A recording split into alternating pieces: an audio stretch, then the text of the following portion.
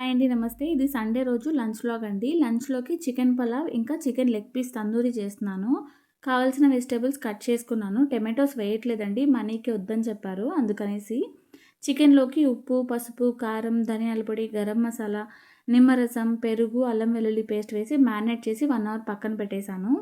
బియ్యం కూడా నానబెట్టి పెట్టేశాను.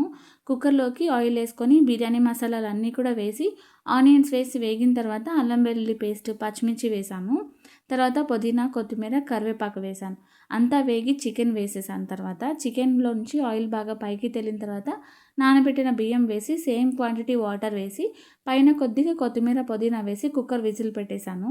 ఒక విజిల్ వచ్చింది. స్టవ్ ఆఫ్ చేశాను.